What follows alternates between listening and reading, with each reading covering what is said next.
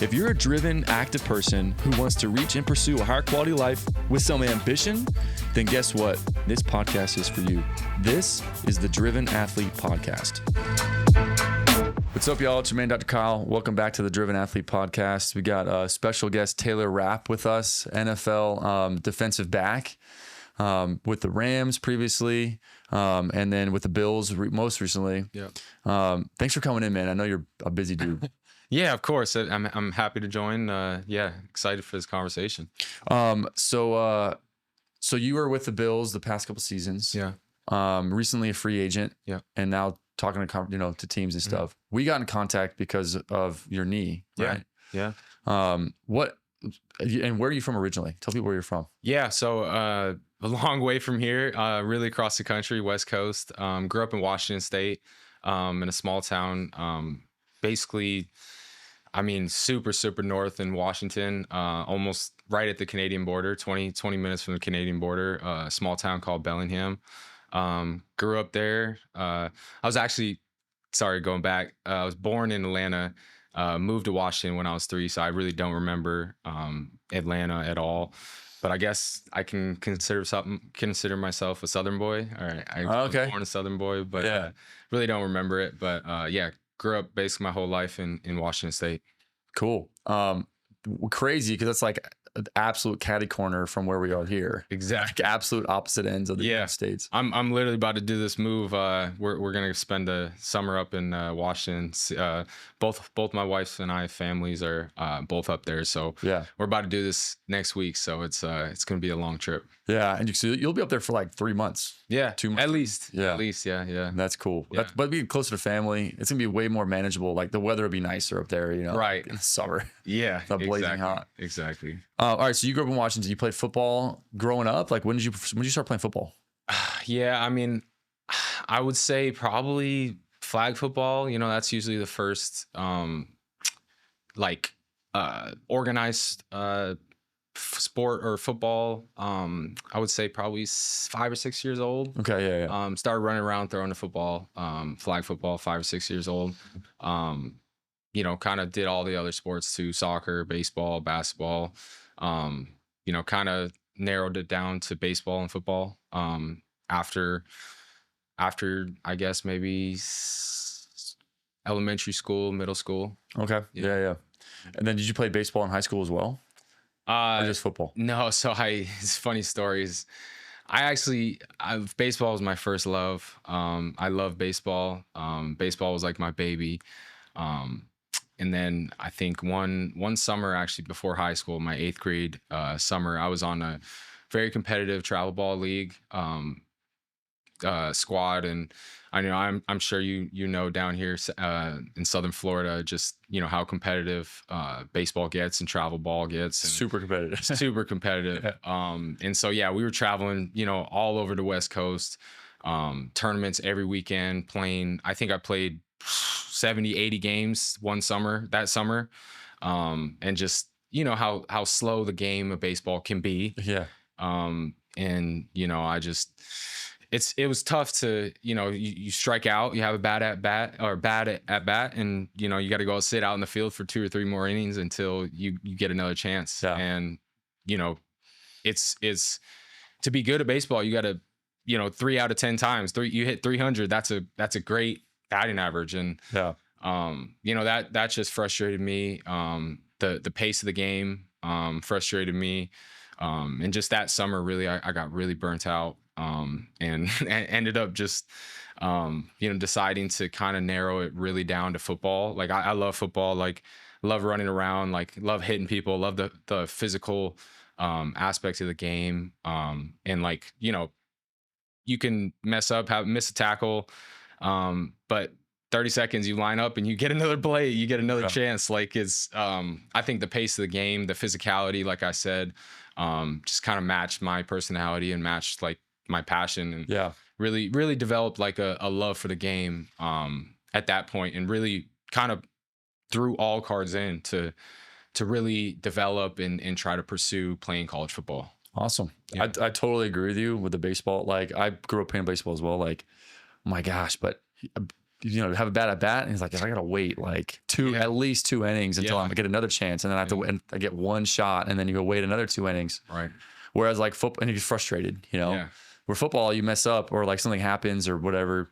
The next play, you just smash, crush somebody.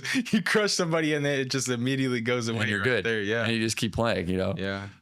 Golf is very similar and that kind of thing where it's like you get frustrated and like you have one shot again, you get frustrated again, but like you can just at least get all your frustration out in one next play in football. Right. And then be good. So all right. So high school, you focused on football and you were like, I want to play college ball right away.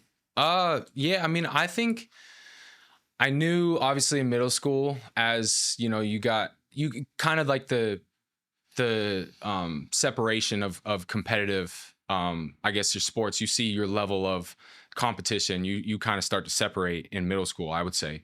And so in baseball and football, I would say that I wanted to play both of them, but that one summer I was like, I can't do this in baseball. Like, especially like you make it to the major leagues, like you got to play 162 in one season. Like I can't imagine that. Like, and so, I think I had the aspiration of playing college baseball, college football, but obviously after I gave up baseball, kind of just narrowed it down to football. And like I said, I kind of went all cards in. Like, I mean, if I were to really think about, I didn't really have a high school social life. Like, I think the amount of sacrifice and the amount of effort and energy I put into trying to make it in football was, I mean, not that I regret it, but I sacrificed so much. So you're pretty dialed in high school.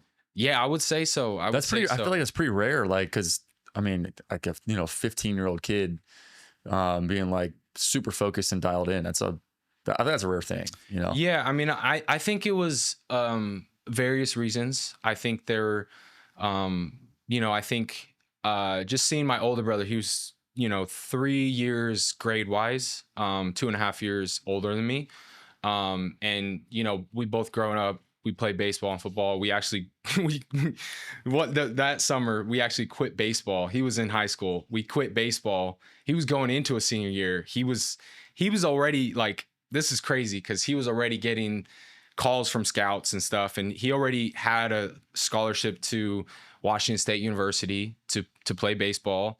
And that one summer we came together and we're like, we can't do this. Like, we're so sick of this. We're so exhausted. Like, and we both quit baseball that summer together. And oh man, I can't tell you how mad our dad was because I mean, I totally get it because the sacrifice that they had to put in, the financial sacrifice, how much money they put into travel ball, buying gear, buying paying for the clubs, the memberships at the batting cages. Like, I mean, I don't discredit their anger at all. I mean, but yeah, it was a pretty rough summer. We both came together. We're like, we got to do this. Like, bro, we got to stop this. We got to. This is we can't do this. We can't do this. So yeah, that's kind of a tangent. But we both quit at the same time.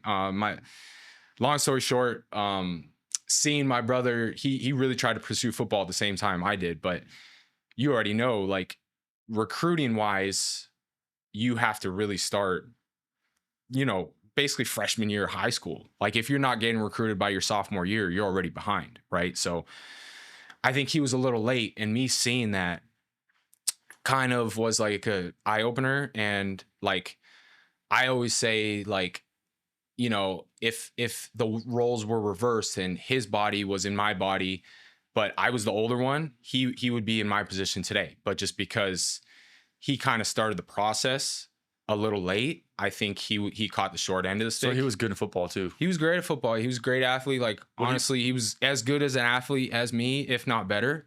What position was he? So he was all over. Like, he played quarterback. Like, so this is another tangent, but like our high school team, Seahome High School in Bellingham, like we were horrible. Like, we didn't win more than 3 games a season. Never made the playoffs. Like, and so this is another reason why I feel like I had to go all in, all cards in. because no one really got recruited out of our city, our, upper northern part of Washington State. No one really got recruited from our high school either for football. Cross country was like our biggest sport, most popular sport. Like the cross country kids would like make fun of the football kids. Where like you grew up in South Florida, like you were like, usually the football team runs the school, right? It's like the main focus. That's the main focus, right? But like, at my school, it was like the cross country kids would like run the school and like make fun of the football jocks and stuff. So like it was backwards. So long story short, like I feel like that's the reason that I feel like I had to go all cards in, that I had to sacrifice everything, my social life, a lot of things in my high school life that I kind of had to sacrifice to make it. So your brother played a lot of positions. Yeah. He's very athletic. Yeah. What was his main one? Did he end up playing college football? He did. So he ended up walking on to Washington State. Okay. Ended up, he was trying to do engineering That's at tough. the same time playing football. So it's tough. His freshman season, he ended up tearing his labrum. He had to get surgery. And so just after that, just knowing, obviously he at some point you got to figure out like, okay, is this really going to be my path, or is this, can I really make it in football, or should I really pursue this major and like go all in the career, So I think it came to that point where he was like, you know what, like, I don't really know if, my chances right now of making it in football is, is not as great as having this fallback on, pursuing my engineering career and, going in all in on that. So that was a point he kind of had to make that decision. He came to that crossroads and made that decision. And I mean, he's great job right now. He still lives up in Washington. He's a structural engineer, makes a ton of money, buttload of money, has an immense amount of freedom. He mountain bikes. He rides his bike whenever he wants. That's cool. He kind of can create his own schedule and create his own hours. So, I mean, if you were to tell him, this would be your job when he was a senior in high school, he would jump on it. That would be his dream job. So cool. He's doing great for himself. Great. Yeah. Yeah. What I was going to say is like, I feel like football, well, all sports too, but football is just it's way more physical and unpredictable with like injuries and stuff. Yeah. That just staying healthy. Yeah. The ability just to stay healthy and just be able to just continue to play is like a major, factor of someone's like career length. Yeah. And for you, you've always been it seems like been healthy. Yeah. I mean, knock on wood, this year. And you're crushing it with, the knee rehab. Like you've been crushing it. Yeah. So, I would say this year, separate other than I had labor and surgery as well, but like that was like a quarter of this rehab and how hard this knee rehab has been. Like the lower leg, I've never had like a long-term lower leg surgery, injury, rehab, and man, it's been a journey. But there's tremendous growth always in adversity and tough things you go through, and I love attacking hard things and overcoming adversity. That's the best mindset, Yeah. So then, all right. So after that, in high school, you did well. Yeah. When do you feel like when were teams reaching out to you in high school? Yeah, I would say I got my first offer early my sophomore year. My first offer was like a lower FCS, Montana State. But once I got that first one, usually, you say once you get that first one, like they kind of start rolling, because really it's like, okay, all the colleges are like, all the scouts, all the college coaches are like, oh, this guy doesn't have an offer, like we don't really know about him. But like once you get one offer, it's like, oh, this guy's legit, like he got an offer from a legit college. And then they just start rolling in. Like, there was a point, I think end of my sophomore year or junior year, like, I probably got 5 or 6 offers within a week, just because like I feel like once you get like your major first offer, like I got my major first offer was from UW, University of Washington, the hometown team. Major first offer from like a big D1 college. Yeah. After that, like Stanford, Oregon, Nebraska, like all over the country. Like, they just offered like that, like, and literally quick as like a phone call, like from the DB coach. Hey, we want to offer you, we love you. Like, potentially get you out for a visit, but we want to extend an offer. And cool. Yeah. So it was, and that was your sophomore year. Yeah. And then, got some more junior year, but then I ended up committing. I ended up shutting down my recruitment and knowing that, I wanted to stay home at UW and play in front of friends, family. That was very important to me. So all right. So you decided it's sophomore year that you were going to do Washington? Junior year, I committed, did the verbal commitment, whatever. And then I actually, I graduated high school early. So I was able to, they have this cool program where you can like kind of do community college your senior year. So the first half of my senior year, I basically didn't do any high school classes, and I was literally just doing all online classes at the local community college, which was amazing. That year was amazing. Like I was able to sleep in, like stay up late, train, like get, just be crazy and go all in, knowing that, so I was really able to take advantage. Like that was the best schedule. That was really the time of my life right there. Like from senior year to college, those 4 years were the time of my life. But yeah, no, I was able to graduate high school early. So everyone else in my senior class still had the second semester to finish. By that time, I graduated high school in December, and I was able to enroll at UW early. The winter quarter before my incoming class. Yeah. So I was able to basically do all winter workouts for 3 months, participate in spring ball. So you were on campus. I was on campus I was in classes, doing workouts, participate in spring football, which, I mean, that was really hard though. But I really feel like that kind of separated me and was able to give me that leap. Cause like, I mean, I was basically a high school senior still competing with, college seniors who, I mean, John Ross that year, he ended up running a 4.2 and getting drafted first round, like Sidney Jones, Buda Baker, Kevin King, some of the guys who that year, my freshman year, got drafted in first 2 rounds of the NFL draft is, but being a high school senior, walking into that locker room and having to go compete with those guys, like, it was really, really hard. And I got thrown into the fire right away. Yeah. What were you feeling? I mean, I was intimidated. Like I think I was a 17-year-old kid going against 20-year-olds, 22-year-old grown men. And that jump from high school to college, we talked about it all the time. The jump from college to NFL isn't necessarily a big jump. The game speed is a big jump, but from physical like attributes and traits, like the high school to college jump, I mean, you can still be underdeveloped at 17 years old as a high school senior, and there can be grown men, 20, 21, 22, 23 years old, right? And so that jump was just, I mean, it was terrifying, honestly. Like that first quarter that I was enrolled as an early enrollee freshman, like I had the most negative thoughts. Like I was like, dang, like I don't know if I can do this. Like I want to go home. Like I want to quit right now, and I haven't even played a season. So what kept you there? Just I think that's kind of my personality and my drive, my mentality, my whole life is just like keep putting one foot in front of the other and just attack each day. And eventually it'll get better and it will become easier. And that first quarter was rough, man. You know how tough winter workouts are. Like the strength coaches, like they try to break you.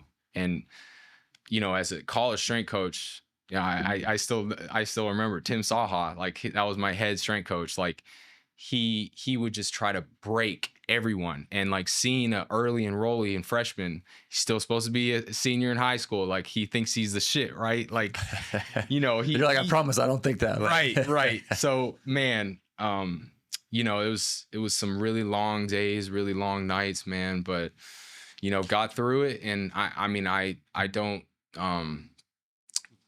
take it for granted. Like that that quarter and that hole thrown in the fire, like that's what set me up for the rest of my life, for the rest of my career, for the rest of, my time on campus, really. So when you were what was your workout schedule like at that? Oh man, like 5:30 a.m. workouts. So I remember we stay at Lander Hall, the freshman dorms, and like the dorms were like, I don't know, you could probably walk 30 minutes to the facility, to the football stadium, but like we would all have to take the buses. So like you're up at 4 a.m. You're trying to hop on the bus. You're trying to time the buses, right? You have the bus schedule, right? You're trying to hop, like, I'm surprised they even ran that early, but you're trying to hop on the campus buses to make it to the stadium. Like it was. What time was the bus? You're like, what was your bus? I think it was like 4:55 or something like that. You have to make it. And like, sometimes you miss it and you gotta run. You gotta haul ass to the stadium. Like try to eat something real quick before warm up, before the workout. But yeah, you got to get dressed. You got to get in your locker room. Got to put on your, attire, your gym equipment. Be in the weight room before 5:30. If you're there at 5:31 or 5:30, like you're probably doing up downs for the whole workout with the strength coach on the side. Like it's just brutal. Man, it was brutal. But man, those days, those early mornings is what builds me for the rest of my life. Like take on everything. I believe you. I believe you. What were the workouts like? Get there at 5:29. Coach is like, everybody line up. Usually it depends on the day. Like if we're doing speed work or some field work, we usually start on the field. But like we had to go. This is separate than our stadium. We'd have to go to the indoor, which is like you got to walk on the field, then walk around campus, and so like that's even more time. You got to be in the indoor at 5:30, ready for warm up. So that would even take more time. So like we would do that probably 2 or 3 times a week. We start always on the indoor. Like winter workouts were always like, okay, this is after a season. You're always building a base, build some capacity, try to, get back moving and stuff like that. But like the weight room stuff was like the most intense. Like we were attacking weights, like front squat, back squat, deadlift, hang clean, at least 2 or 3 Olympic lifts every single day, and like heavy as heck, 3 reps, 5 rep maxes. Like the winter workouts were like notoriously like the ones that kind of, drove people insane. Like they were really, really tough. And that was the intention behind it. Yeah, right. It was a weed out. Exactly. Or you either rise or you get weeded out. Yeah. And to think like that was my first introduction, to everything. And like, I'm still technically supposed to be a high school senior. Like, it was very intimidating and eye opening, but man, I got through it. Yeah. So then the fall training camp in August started.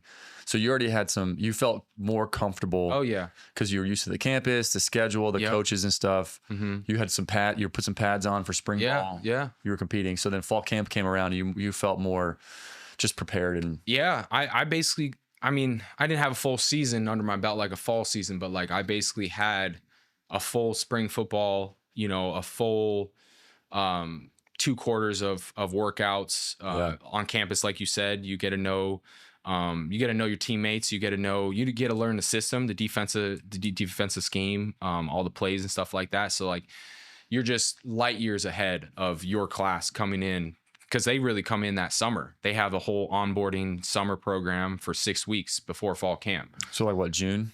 Yeah, so as soon as they graduate from high school, they usually get on campus, and then basically 6, 7, 8 weeks of they all do summer school, but like it was just basically 5 days a week. They called it like UW LEAP program. So like, if you're not in class, you're either working out or you're doing some development stuff with some of the development staff on in the athletic department and stuff like that. So basically your day is from, 6 a.m. workouts until, 4 or 5 p.m., study hall. It's just 6 a.m. to basically 5 p.m., for 6-7 days or 6-7 weeks through the summer. Luckily I didn't even have to do that because I was, I guess, excused because I was already on campus. I was already kind of introduced and all that stuff. So what was your summer like then? Was it just on campus workouts or just yeah, home? Yeah, so on campus workouts, they made me do summer school just to get ahead. So I did summer school, but I didn't have to do the LEAP program. I just did the workouts with the regular team. But man, yeah, I was light years ahead. Like by the time they got on campus, you know, their eyes are wide, and man, it's like, oh, this whole world. And I feel like I've had 5 months basically already. I already had that introduction, that rough introduction. And yeah, by the time fall camp came, like, you know, I could just see the guys, my class, just struggling in terms of like trying to figure out the defense, trying to figure out the plays, trying to figure out, you know, everything. And like I already felt like I got a full year under my belt. So just light years ahead. You know, I was able to actually start my freshman year. Like 3 or 4 games in, my DB coach, you know, he's like, hey, we're gonna give you the start here. And man, one of my first starts was against University of Stanford, and it was college game day. We played on a Friday night. Was it at Stanford or in Washington? No, at UW. Oh, okay. So Sweet. It was, I mean, and that week, my coach was like, hey, we're gonna give you a start. Like I trust you, I believe in you. We're gonna give you a start. And like, man, this was like my first introduction. Like I played in the Super Bowl in the NFL, and I still feel like this first game that I played at UW against Stanford was like the most nervous and most like just overwhelming anxiety, just like craziness, right? And you know, we ended up whooping their butts like 44-6, but like it was college game day. Like they were ranked 3, we were ranked 4. Like it was a top 4 matchup in the country. Wow. College game day. What year was this? 2016. Okay. 2016. Yep, 2016. But yeah, we ended up whooping their butts. Christian McCaffrey, like he was best running back in Stanford. You know, I think we limited him to like 40 yards or something like that. Like, wow, it was just that was the loudest stadium, loudest atmosphere I've ever heard. And I've played in major games. I played in the college football playoffs at Mercedes Dome in Atlanta. Like, you know, Super Bowl, obviously, like nothing was like that game. Really? Yeah, it was So insane. Before that start, you got some playing time earlier than that. Yeah, just like as like a rotational backup. What was that? What was your first game where you dressed out? Yeah, it was the first game we played Rutgers. You know, usually in major college football, like the big D1 programs would always open up their season playing like kind of smaller schools. Yeah. Like I think, you know, the smaller schools, I think the bigger university ends up like paying out the smaller schools to come out and like get their butts whooped or whatever, you know. So we ended up playing. Help us build our confidence. Exactly. Yeah. So like the first 2 games are like always FCS smaller schools. So we played Rutgers, and like, you know, I played special teams, obviously started special teams, but like I wasn't necessarily like a full-time starter. So I wasn't on the defensive field until, you know, second half when like, you know, we're up 40-0. Yeah. And then obviously play this whole second half. But for the first 2 games, that was kind of the same thing. I don't remember who we played the second game, but lower FCS school again. And then I think the third game or 4th game maybe was against Stanford. Yeah, when I got my first start. Yeah, it was. So you were dressing out. You were like, yeah, I'm starting. Coach. Yeah. When did the coach tell you? Like that Monday or the Wednesday? Yeah. So usually our player off day was Monday. So we play on Saturdays, come in on Sunday for the lift, and then Monday was a player off day. And then Tuesday was like the first work day of the week. Tuesday through whatever Saturday is the work week. And he told me the day off, the player off day, like I'm pretty sure like he called me in, you know, hey, like, you know, I'm going to start you. Like, I really think this is the best 5 DBs on the field. And, you know, he actually moved Buda Baker, who was like a starting safety. He moved him down to play nickel. Okay. And was able to have me play safety for the season. And he just felt like, you know, just trying to get the best 5 DBs on the field. Yeah. Which, you know, that's what he thought. And so, yeah, you know, I ended up being I don't know, even back then, you know, I feel like I didn't build enough confidence in him, but obviously he saw enough of me and he believed in me. And, you know, that's kind of when the trajectory of my career kind of took off. Yeah. That's awesome. What do you feel like he saw? Like when? Like just in practice? I don't know. Meetings? Honestly, like I feel like I felt like my whole freshman year of when I early enrolled, like I was just drowning and I was just trying to, you know, get my head above the water. But obviously he saw something in me. He saw either the work ethic or my resilience. And he saw something in me, and man, that's I So guess. how many more games did you start after that freshman year? I mean, the rest of the season. Oh, you started the rest of the season? Yeah. Amazing. Started the rest of the season. We ended up making it to the college football playoff. It was the first year of they introduced like the college football playoff. Yeah. I guess, but like I guess that was when, because now like they have 12 teams in the playoffs, and back then it was like 4 teams. Yeah. So like it's a big controversy. Because like we ended up winning the Pac-12 championship. We beat Colorado. And then kind of like we were kind of right on the hump. We were like number 5 after we beat Pac-12 after we won the Pac-12 championship. And so, it was always a big controversy because only four teams can make it, and obviously like the committee has to make the decision. And so after making the college football or winning the Pac-12 championship, seeing like the whole, everyone was like watching the committee, the college football playoff show, and we ended up getting the 4 rank. So we had to play Bama in the first round. And who else was in that year? So it was Bama, Clemson. I don't know the third team, but I know, so it was Bama, Clemson, and then I forgot who the third team was, and then we were 4. Were you guys all watching the committee show, like the selection show? Yeah. It was a pretty cool. I think that'd be blast. Were you guys all in the meeting room, or what were you doing?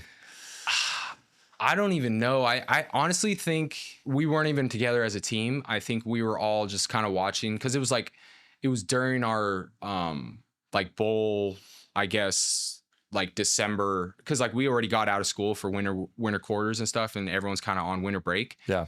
So we were kind of on winter break after we won the Pac-12 championship, and kind of everyone on their own, but obviously everyone watching. Yeah. But yeah, it would have been cool if we were all watching together and like just see the room erupt. But I would imagine like there's a chance that you don't get picked. So like everybody gather together, a huge meeting room. We're all going to celebrate, and then you don't get picked. Yeah. Be kind of a bummer. For sure. Well, that's awesome. Yeah. That's sick. So you guys played Bama. Yeah. And was that the Mercedes Dome in Atlanta? What was that game like? I mean, that was another game that was like, dang, because like I remember this distinctly, like very vividly. We came out for warm-ups, and usually, like how the football warm-ups is like, 50-yard line, and then like your team is warming up on this side and like usually facing each other's back, right? And we're warming up here, DBs are in this corner, and I come out with like we're doing pat and go, like some easy warm-ups and stuff. And I'm looking over there at the Bama sidelines, and like, man, Kyle, like these dudes were like aliens. Like I'm looking over there like, dude, everyone is like 6'5", 6'8", like just animals, right? And I'm looking at our sidelines and like, man, we don't match up. Like this is like, I remember that vividly, because like we got like some walk-ons, some really small guys, like their walk-ons are like starters on major D1 schools, right? Like I just remember that moment. It was eye-opening. But like we actually ended up scoring on the first drive. Amazing. Yeah, Dante Pettis, Jake Browning threw him a touchdown in the corner end zone. And we kind of held our own, but like the second half it got away from us. That run game, and man, what was it like defending their run game? Yeah. Or in the receivers? Yeah, I mean that that team was so talented. And I remember their running back, Bo Scarborough, was like another Derrick Henry, like Derrick Henry 2.0. Man, he was like probably 6'4", 6'5", like 245, like rumbling, bumbling, like man, like to bring that guy down, like you got to have like 4 or 5 like gang tackle him. Like one man isn't taking him down. So but we held our own. We just very, very happy how that year obviously played out individually for me, but then obviously like team wise, like that's what really when we put UW back on the map. Yeah. Of, like before, for the last 10 years, kind of been struggling, haven't been able to like really bring, national dominance again. In that year, we were able to obviously make the college football playoff and kind of show that, we're back. And really my 3 years of playing college, I left after 3 years, but my 3 years that I went were probably, will go down as like one of the 3 best years of UW football history. Like, we made 3 huge bowl games. And it was a great 3 years. That's like awesome. I think we won 10, 11 games each year, only lost one or two games each year. When you that's awesome. That first game you started was like super intense, and like college game day was there, super loud, playing Stanford. Yeah. Christian McCaffrey was on the running back. Yeah. Was there the same feeling looking in their sideline and being like, man, these guys are units? Like, or was it like, we match up good? No. Or was it the opposite? Like, we're gonna crush them. No, honestly, I mean, I think I just had so much going on in my mind that I don't even really remember that part. But like I do remember when we played Bama, it was like that. But I don't remember looking at the sidelines and being like, dang, like these guys are like physically like gifted, Yeah. Yeah. So then, all right. So you would say your sophomore year, or even your freshman year of high school, committing and being like, I'm just going to go all in and commit and like sacrifice, more social life in high school and just dial in. Then you were doing well. That was a trajectory change. You got some offers. That one Montana State offer, then trickle effect, got a bunch of offers, then accepted Washington. Yep. And then went in your freshman year, your senior year of high school last semester at Washington. That was a huge turning point because it allowed you to get ahead of your classmates. And like a little confidence going into fall camp. Yeah. Enough for the coach to be like, yo, you can start. Let's have you start. Yeah. And you're like, oh man. So those were the turning points. Yeah, for sure. You hit the nail. And then after that, sophomore year, you just kind of kept rolling with.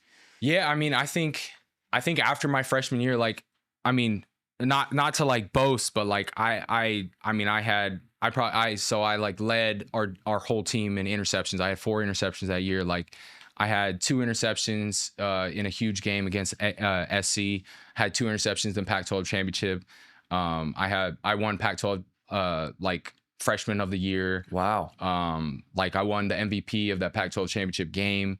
Really? Yeah. Like it was like, that's awesome. It was like really like that freshman year of like how I just kept stacking and like kept progressing was like the trajectory. Like it could not be more perfect. Like, so like my point is after that freshman year, my DB coach who, like gave me the start, he has many relationships. He put out a lot of, NFL guys. He kind of sat me down in that off season, after my freshman year and was like, hey, like, I mean, you're really like, you really got a chance to like be like a really a top guy coming out of the draft after 3 years. Like you leave early, like you did, your freshman year, like you keep building on that, like you really got a shot. So like I think then I was like, dang, because like it was always been just make it to college football. I just want to make it to college football, make it to major college football. And then once I got there, like I was just so in the fire that like and like I told you, like I wanted to quit my freshman year when I was on campus early. And so like playing in the NFL wasn't really a thought until I had that success and everything came to fruition. I was like, dang, like I could really do this. Like I've kind of proven myself. And, all I really got, like I just had probably the best freshman year I could have ever had. Like, and so then, it was just kind of like more so like, okay, like I already kind of have this reputation. All I got to do is kind of just basically refine it and keep proving myself and just stay healthy basically. Like you started the conversation was everyone's favorite saying is your availability is your best ability. Yeah, totally. And, I mean that's it could not be more correct. And so what helped you the most to stay healthy? I mean I think throughout my career since college, you really just every year you try to refine, tweak little things here and there, and it's always been a foundation of like taking care of your body, sleeping as every year has become more prominent in terms of me realizing how important it actually is. Like sleep is like the best thing. Like if you could combine it into a pill, it would be the best selling supplement on the market, sleep. So, um, really dialing in on my sleep, and like sleep is not easy. Like there's so many different factors that go into sleep and strategies, and it takes effort. It takes sacrifice, like talk about social sacrifice. Like in high school, I had to sacrifice all that, but like really realizing how important sleep is and like try to sleep 8, 9, 10 hours a night, you got to sacrifice a lot. You got to be able to say no to people. You got to say no to your teammates who want to go out and party and stuff and have fun, which college is about having fun, right? So, finding that balance. But every year has reshaping my recovery strategies and protocols, and obviously eating healthy, putting the right things in your body. But like really those three main pillars of, taking care of your body, putting good stuff in your body, eating wise, nutrition wise, and then sleeping as just kind of progressed into I guess more emphasis each year, or more priority. Yeah, more priority each year on those three things. And obviously you will work out, like everyone's going to work out. Everyone has their trainers, everyone has a strength program, and those are great. But like within those, kind of the intentionality, and I had to learn the hard way of honestly like kind of backing off and overtraining, because like overtraining is just as bad as undertraining, right? You think you're not doing enough, but when you're doing too much, your body's just in this state of like emergency, right? Like you can't recover, you can't sleep properly, your muscles can't recover, and that puts your body at high risk of injury. Not sleeping great before practice, is not sleeping before, not having a great week of sleep before game or stuff like that. Like there's a bunch of literature, studies, research out there that shows that puts you at a high risk of injury and stuff like that. So totally. Each year, just kind of being able to dial it in and kind of find tweaks here and there in the off season. But it's always a evolving journey. Yeah, totally. Yeah. So then, so you did well sophomore year, did well junior year. Mm-hmm. Then you decided I'm going to enter the draft. Yeah. What was draft prep like? Because you went to the combine, right? Yeah. So combine prep. Usually, I think, usually after you declare for the draft, usually, your top guy, you kind of have a good idea, like, hey, you're going to get an invite to the combine. Usually, the top guys. And actually, I think when you declare, if you declare as an underclassman before your senior year, you like send in a letter to, I don't even remember exactly how it works, but like you send in a letter, say, hey, my intention is to declare. Like, what do you think? Like, they basically give you a draft grade. The NFL does. And so they say either, hey, we're going to draft you, or like you think, we think you're going to be a first round pick or a top pick or a second round pick, or it's like, hey, go back to school. Right. So, I mean, I don't think I got go back to school, but like usually they're pretty conservative because they want guys coming back and stuff. They don't want you like declaring early and stuff like that if you're not going to get drafted high, just to maximize your value and all that stuff. But like a lot of people just say screw it and just kind of bet on themselves, which, I mean, that's a whole nother thing. But I don't think I think I got like a second or third round grade. I don't think I got go back to school, but I also didn't get a first round grade.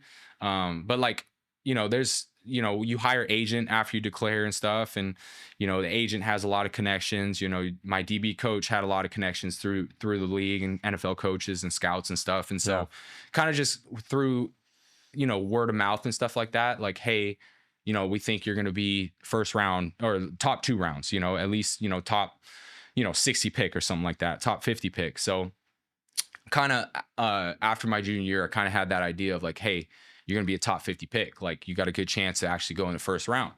And, I was like, okay, like, of course, like I'm going to be a first rounder. Like that's my goal. So Ended up hiring my agent after junior declared, all that stuff. They kind of have their ways of doing things in terms of like training wise and stuff like that. Combine training is like literally is crazy. Like you go out basically in the middle of nowhere. Like I went to Phoenix, Arizona at an Exos. Exos training. Yeah. So I think that's their like home base or their main facility. Main facility in Phoenix. So went there with maybe like 30, 40, 50 other draft class guys of that year, like all different positions, maybe like 10 DBs or something like that. But we'd all go there. Like my agent would pay for everything because like, they're basically because like the way the structure, the commission is like, okay, we get 2%, 2.5% or 3% of your earnings, right? So if you're going to be a top pick, usually they pay for everything. They pay for your training. They pay for your housing. Because they're investing in you. Because they're investing in you. Because they're like, oh, I'm going to get 3% of his contract, right? Basically, so like, okay, we're going to put in all this. Like they give you stipend. Like they give you, basically spending money or like a signing bonus when you sign with them. So, I was like, that's kind of like your real first taste of money. Cause like I wasn't a part of the NIL stuff that college is nowadays. I wish I was, but nowadays it's like a wild, wild west. But that was like my first taste of money. So they put you up in housing like for 3 months. You're basically training from January until the combine of like March or April. So you go there and it's 6 days a week and you do like 3 days. So like you have your first session at 8 a.m. They have all the food, shakes, supplements, all on site there. They prepare all that. It's amazing. You hire nutritionists. Like you do 3 physical sessions. Like usually starts with speed work first thing in the morning when you're fresh, early in the week. Weight room session later in the day, like big bench press. Like that's one of the biggest. Because you don't do like a squat test at the combine. Like it's the biggest weightlifting is the bench press. Yeah. And then obviously the 40-yard dash, which is like the running. So it's the stupidest thing ever. I hate it because you're not training to be a football player. Like you're training to literally like compete in 3 events that have some sort of translation to the game, but like not a lot. So yeah, it was, it's 3 months of basically 3 a days, and they bring in like coaches, DB coaches. So you do go through footwork and stuff like that. So you do skill sessions, you do running sessions with the speed coaches. You do weight room sessions with strength coaches. They bring in like ex NFL scouts or ex NFL GMs because you got to do these interviews with teams, right? You got to enter a room like this. You're sitting across from the GM or the head coach or the DB coach, and it's crazy. The combine is like, they basically rent out a hotel and they empty out the hotel of the hotel beds, everything. And they just create a huge room of desks and chairs. And the whole team you have these formal interviews and we walk into a room like this and it's the GM, the head coach, the DB coaches, everyone around, like all the scouts are around you. The whole room. You're walking into a hotel room and you're basically it's just you. And you're getting grilled from every angle, like asking the craziest questions, like some of the weirdest questions, just like trying to like, pull you and like see if it gets you reaction and stuff. But like what? I mean, I haven't had any crazy questions, but like I've heard of some crazy questions. But like going back to training, my agent would like, or your agents would like hire ex NFL GMs to come in and like prep you for the interviews, the formal interviews, and like you'd also have to like get on the board, like a big whiteboard, and like, hey, draw your defense, and like do this adjustment, or like, what about this, and they grill you, and you have to be like, and you have to like actually have legible handwriting on a whiteboard, and like your hands are shaking because you're sitting in front of basically the whole coaching staff and the GM, the head coach, right? So like so someone could get exposed. So like, that's why I'm just saying 3 months of basically like military training of like, but like after 3 months of doing that, you're basically doing it from 8 a.m. until 8 p.m. every single day for 6 days a week for 3 months. Like, if you're not ready by then, or if you're not feel comfortable, like, you're doing something wrong. Your agent is not doing something right. So, yeah, I mean, but like, basically it's 3 months of just hell of doing that. And like, I just thinking back on it, like I think it made me a worse football player. Like, just to like, cause like I wasn't out there like playing football, or like, it just, you're basically preparing for the biggest interview of your life, which it was. And for what it served, it was, yeah, whatever. But like, those 3 months were like probably some of the worst 3 months of my life. Like, Are there anybody that you know that went through that then crumbled and like, yeah, I mean, their draft stock dropped because? Oh yeah. I mean, there's tons of stories out there. Like, I don't know of any teammates individually that I know that, like, you know, had really bad interviews, but like, you hear all the time reports of guys having really bad interviews, or like coming out of the combine, like, teams are like, their draft stock is way down, stuff like that. And just, yeah, you learn a lot. Like, I mean, think about it, when they draft you, especially like in the first 4 or 5 rounds, like, it's a huge financial investment. So like, I get it. They do their due diligence. Like, I remember because I got drafted by the Rams, they sent a security guard, or their head of security, LA Rams security, to my high school. And this was after I already like declared out of college. This was 4 years after high school. They sent a security guy to my high school to kind of like dig and like get dirt on who I was as a high school like student, and like, if I was a bad kid, if I mess around, if I got in trouble a lot, you know, like, basically, Wow, to get all the dirt on me, because yeah, I mean, it's a huge financial investment. So wow, they ended up drafting me, but like, yeah, they sent, like, because my high school coach told me, hey, like, did you know that the Rams were sent? This was like before the draft. Like, hey, I just like the Rams just sent like a security guy to like ask questions about you. Like, he came on campus. And I was like, whoa, wow, that's kind of crazy. they are doing their due diligence. Doing their due diligence for sure. And so you got drafted in the second round. Yeah. Which pick? 61st. 61st. All right. Awesome. Yeah. I mean, yeah. And it's been done. You've panned it out, done really well. Yeah. So you were at the Rams. Yeah. What is the professional locker room and like training camp culture like compared to like, and also strength? So like, what's the locker room like compared to college? Yeah. It was a huge difference. And I would say the biggest difference is like, in college, you know, the camaraderie is like, everyone's brothers, everyone loves each other, like everyone, but like, also the biggest difference is like, everyone is relatively within 3 or 4 years of the same age. Whereas like, you enter an NFL locker room, like, you're with some real vets who are 10, 12 years in, who have been 5-time all pros and have 10-year-old sons and kids. Right. So like, the dynamic of like a college locker room where like everyone is kind of like in the same realm of life, yeah, dealing with the same stuff, doesn't necessarily have family, you know, like, has the same responsibilities day to day.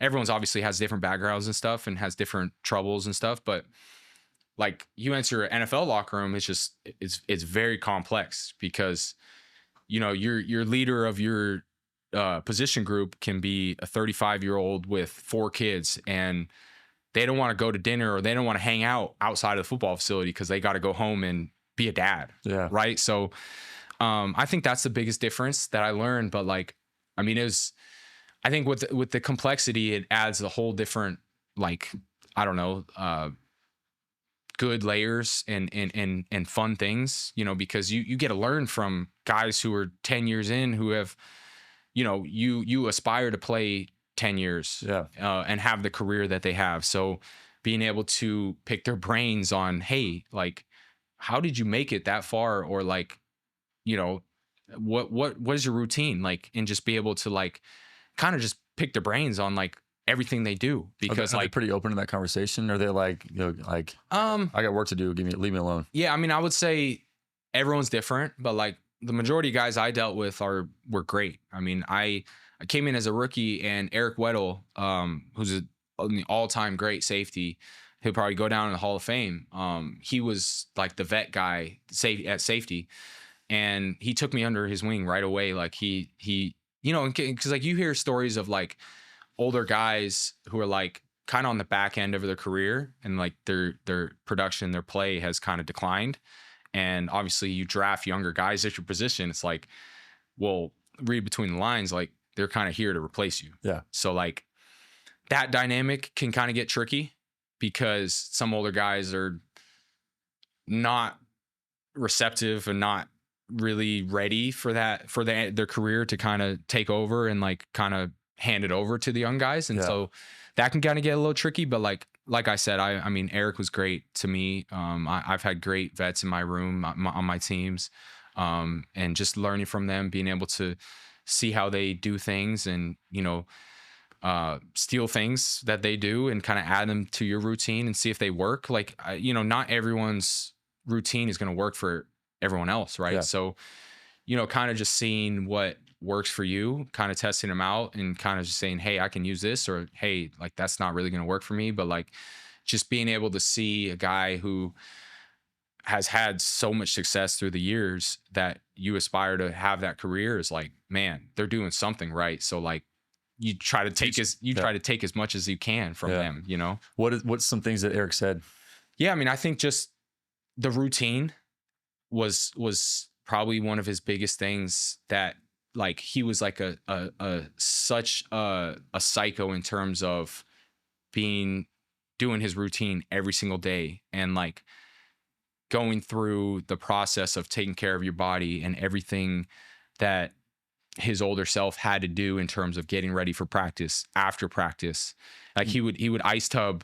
I mean, he would probably ice tub throughout the whole day, before practice, after practice. I mean, that's just, he was at 32, 33 years old, playing the NFL football league for, you know, 10, 11, 12 years. So, you know, ice tub was his big thing. Sauning was his big thing. But like early workouts before everyone, like 6 a.m. workouts, like we usually start the day at 8:30. Like he'd come in on 2 days during the week, and he'd get after it, like full sweat, like just lifting, you know, 4 plates, back squatting, like in the morning. It just he really felt like you had to lift heavy and you had to put your joints in these positions in order to play football and stay injury free. And like those were like there were some, I really learned from him, like there's some non-negotiables that you have in your routine that you have to check off every single week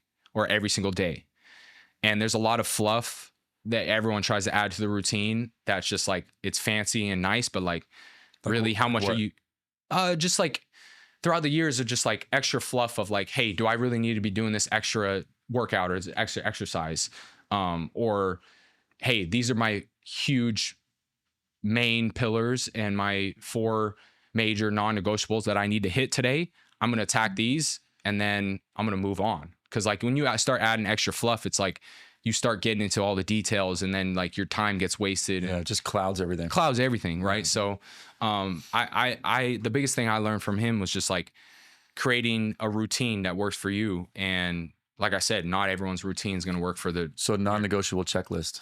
Yeah. And so basically throughout the week, you kind of just hidden throughout the week, throughout the days of like non-negotiables that you feel like you have added to your routine that have paid huge dividends in terms of performance, in terms of injury prevention, in terms of feeling fresh, in terms of whatever. So when did the espresso shots routine come and play for you?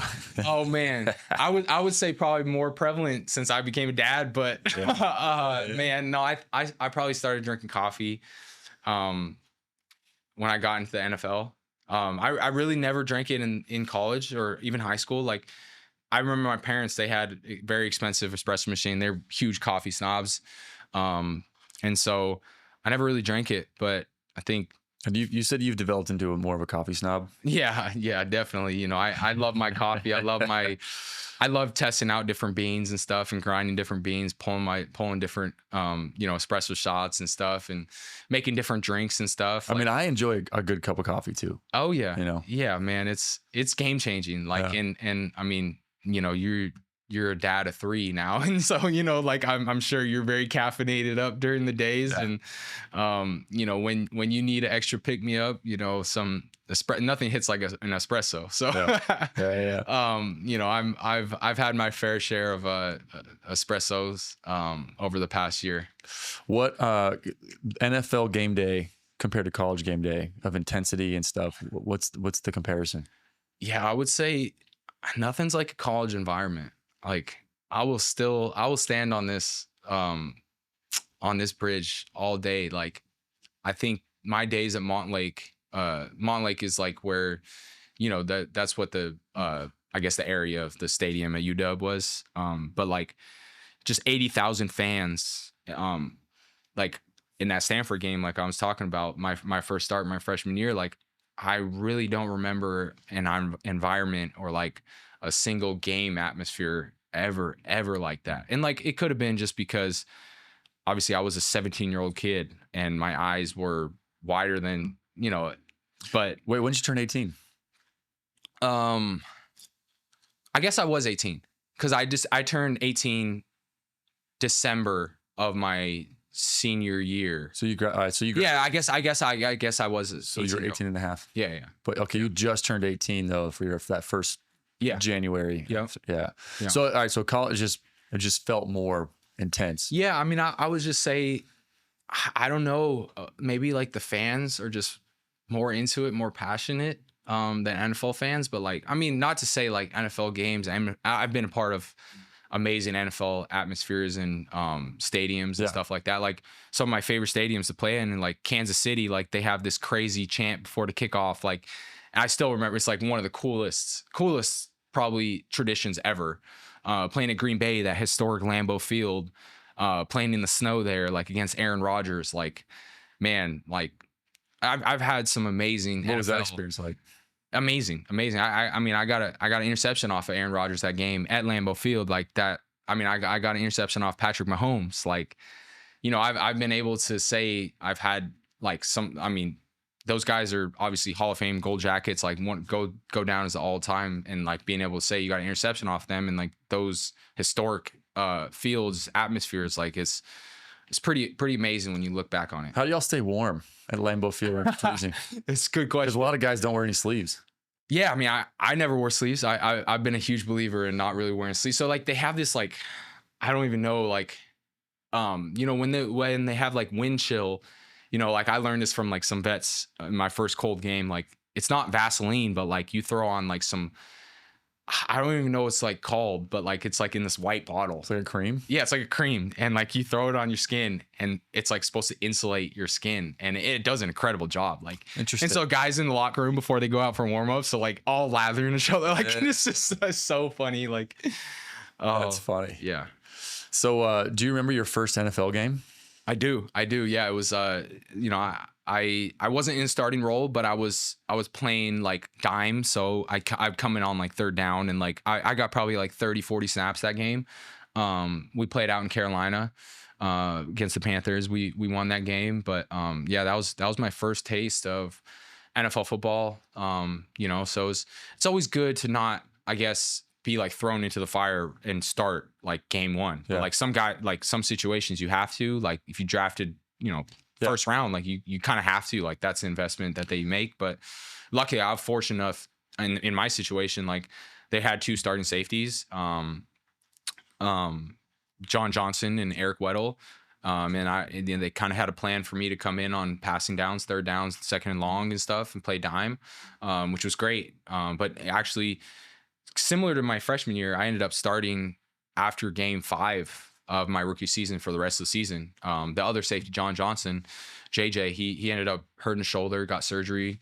So it was me and Eric actually as his 2 starting safeties for, you know, the majority of the season, 12 games or so. So do you remember that first start comparative to like just with like just being nervous or I mean being honestly excited? it wasn't anything compared to that Stanford game in college. Like I still remember that. I mean, I was terrified. Like I remember that week of practice, like I was terrified. Like I remember I would call my mom. I'm like, I don't know, like Coach Lake, that's my DB coach. Like Coach Lake, he said he's gonna start me this week. Like, I don't know. We're playing Stanford. It's supposed to be college game day. Like, I don't really know. Like, that's awesome. And I was just, man, I was so nervous. And, you know, luckily I was able to, man, get through it. And obviously it kind of took off from there. But yeah, it was night and day difference from my first NFL start. Obviously I was nervous. I had some butterflies, but like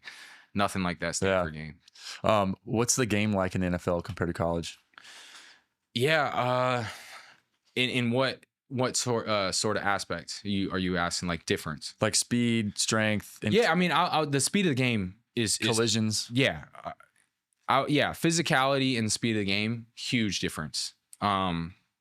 Skill wise, not really, but like I would say the collisions, like some NFL running backs, you got to tackle Derrick Henry. Like you don't really see a Derrick Henry in college unless you're playing against him in college. But just like I guess in college it would be like, okay, you got to play. You're playing against a good team. There's one dude on the other side who like you really got to worry about, who's like that star, right? In NFL, it's like there's 11 dudes on the other side that you everyone's like that. Everyone's like that, right? So the level of competition, the margin of error is just that much smaller, right? So, man, it's a huge difference for sure. Interesting. That's awesome. All right, man. Well, we got to land the plane, but thank you. I appreciate you coming in and sharing these stories and stuff. Yeah. It's really cool. Hopefully inspiring other young athletes to dial in and like get their routines together. And, yeah, man, appreciate it. So we'll be following up. I know right now you, as a free agent, you've been getting some calls and stuff and interest from teams. Yeah. So, I saw my surgeon, my orthopedic surgeon earlier this week, and, he was able to kind of give me the medically, clearance and kind of give me the green light to progress, I guess, to more football activities, and kind of just giving the NFL teams kind of the memo and letter to that you're ready. That I'm ready. That I'm kind of which teams are for business. A few teams out on the West Coast. So I'm originally from the West Coast, and I've been out in Buffalo the last few years, and been, I guess, out here on the East Coast, and maybe we'll be going back out to the West Coast. Yeah, awesome. For sure. Awesome, man. Well, thank you again, and we're gonna do everything we can to get you right. Yeah, man. It's been a pleasure to be on here. I feel like we could talk for hours. Totally. I love this stuff. Yeah. Yeah. Awesome, man.